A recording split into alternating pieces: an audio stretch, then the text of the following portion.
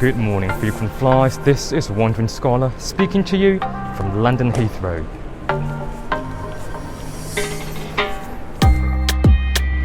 A very good morning from London Heathrow's Terminal 5. Today I am crossing the pond on board British Airways first class. Heathrow's Terminal 5 is the home base of the UK flag carrier, and the terminal has a considerable passenger flow at 7 AM on this Tuesday morning. Walking to the end of the terminal takes me to an encircled area dedicated for One World Emirate and international first-class passengers. This area is also the entrance to what is officially called the First Wing, an exclusive facility that houses the most premium passengers from the check-in area to the lounge.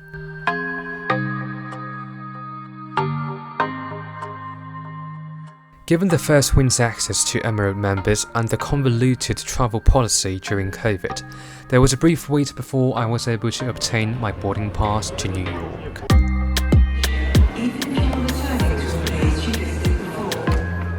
Once that's taken care of, first-class passengers are funneled through a private security that takes you directly into the first-class lounge.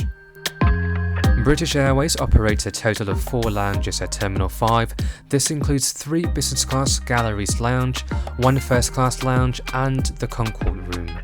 Given that I'm flying in first class today, I get to skip the first class lounge flooded with Emirates and use the Concord Room instead.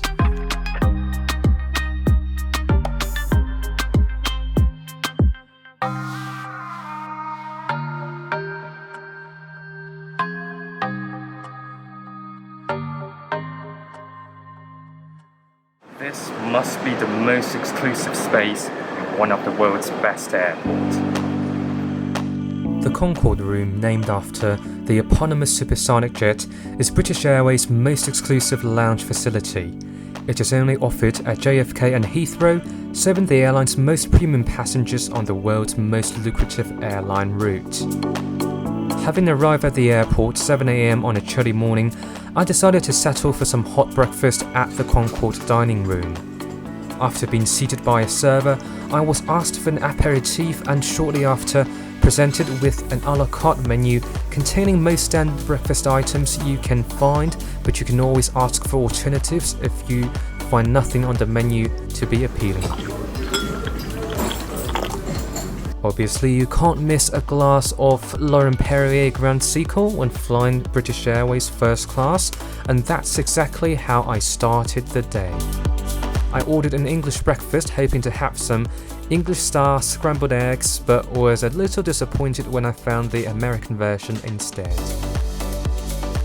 Aside from that, the breakfast service is definitely a 5-star hotel standard, and with free flow champagne, there's no reason to not come to the airport early for this. The Concord Room contains a dining room with communal tables extending beyond the private cubicles and a faux service bar that opens before sunrise.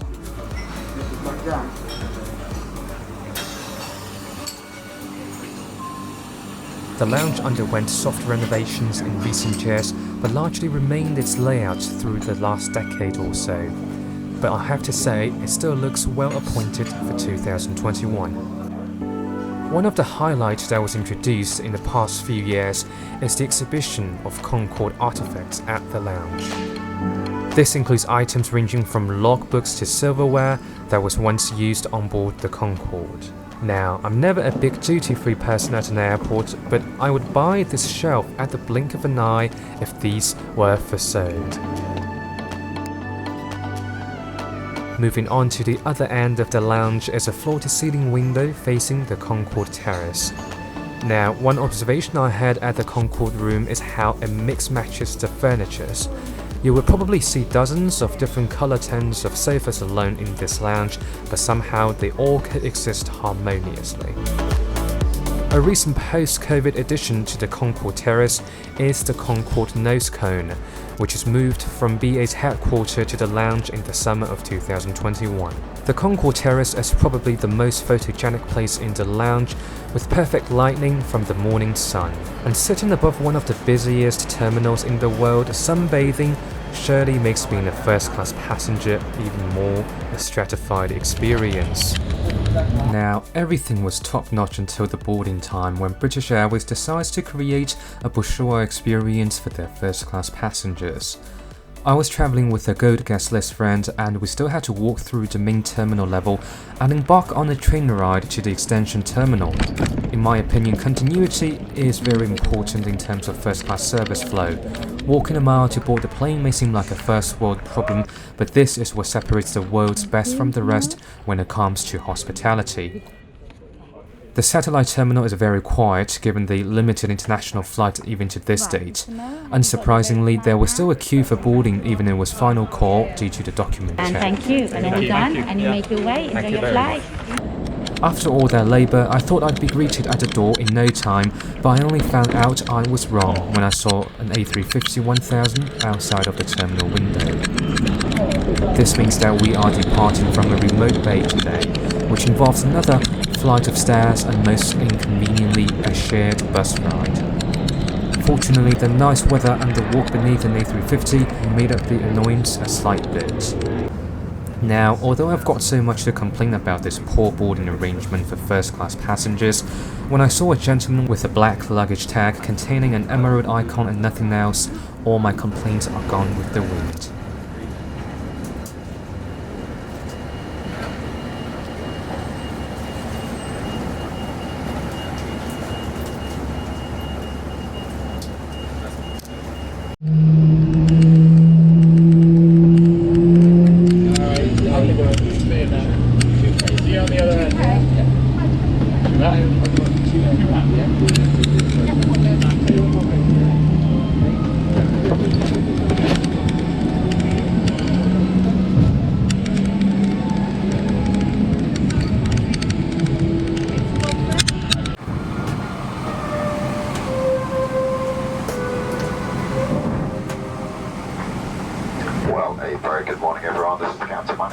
My pleasure to welcome you on board this British Airways operated Boeing 777 for your flight to New York. When you're on flight deck, my colleague, Captain Vanessa, looking after your comfort and safety in the cabin.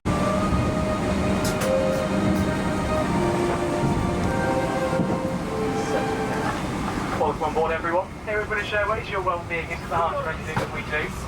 We would like to reassure you that as part of our COVID-19 protection measures, this aircraft has been sanitised prior to landing. The suite I chose is 2A, the window side suite in the second row. Shortly after seating myself, the flight attendant serving my aisle presented a glass of champagne along with the pyjamas for the flight. The boarding process was very brief today since I was among the last few to arrive. Cheers to a great flight ahead. Pushback started even before I could finish my first glass of champagne. The taxi to runway 27 left is eerily quiet today. There is no other plane simultaneously on the taxiway, and this is probably a once-in-a-lifetime experience at what used to be one of the busiest airports in the world.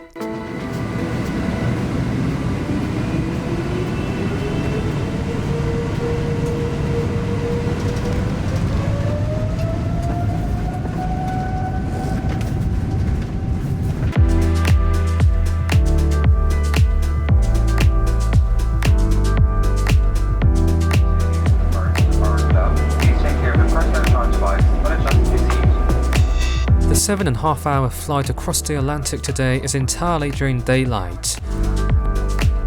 A 9:40 AM takeoff was ensued by a faux lunch service. Lunch order was taken individually at the seat, and a 4-course meal is offered in first class today.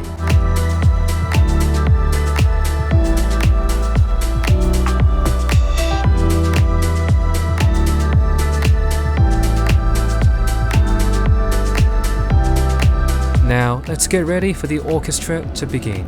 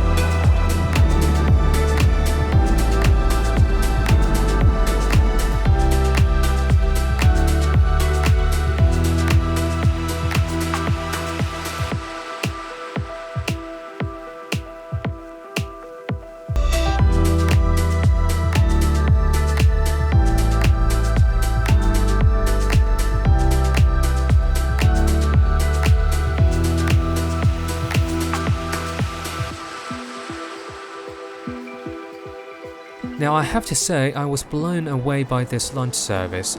I boarded British Airways first class with the expectation of this being the world's best business class, but the lunch that was served was every bit a world-class first class standard with bespoke Chinaware and top-notch French wines. Despite 5 out of 6 first-class suites being occupied, the service remained impeccable and my request for wine tasting was also accommodated. After a sumptuous cuisine on board, it's time to take my customary walk around. Given the travel restrictions imposed by the US at the time of my flight, the business class cabin has a very light load with only 1/3 of the seats occupied. Today's flight features the new first class suite as well as the new club suite in business class. This product revolutionized British Airways' older layout with a privacy door and direct aisle access at each. Here I am inside the latest business class product of British Airways, the new club suite, including a door that can be closed during the flight. Further back is the World Traveller Plus cabin, which is also fairly empty. Returning to the front, it's now the time to shut the blinds and let the alcohol do its magic.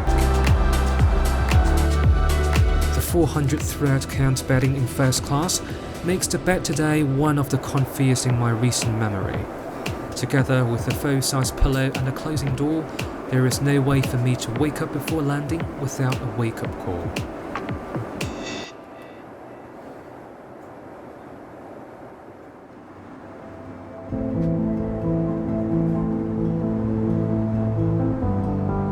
After drawing a beautiful curve across the North Atlantic Ocean, we are now making our way down the eastern coastline. 7.5 hours is way inadequate for a truly indulgent experience, but the bespoke service in first class certainly ensured that I maximized every remaining minute of the flight. With an hour and a half left until landing, I joined my friend Kevin for the signature afternoon tea service on BA's westbound transatlantic daytime departures. Now, this is genuine high tea at 35,000 feet. Cheers to Kevin for accompanying me on this wonderful trip on British Airways. The buddy seat is always one of my favourite perks of flying in first class. Today's flight is my first time flying British Airways in its most premium cabin. Having experienced British hospitality over the course of this 7 hours flight definitely engendered within me an urge to become the airline's frequent flyer. From the elegant accent to the delectable food, what more can you ask for when commuting between the financial capitals of the world? British Airways First Class is undoubtedly the best premium cabin experience between London and New York, with the superior Concord Lounge at both airports and immigration fast-track services at JFK. The most lucrative air route in the history of aviation is evidently accompanied by the most outstanding hospitality. It has been a pleasure and I can't wait for our next departure. Good day. Kenny Stark State, Speedbird 17 Alpha Heavy for 4 right at 11 miles. Speedbird 17 Alpha Heavy, Kennedy Tower, wind 02011, runway 4 right for the land. Split down 4 right, Speedbird 17 Alpha Heavy.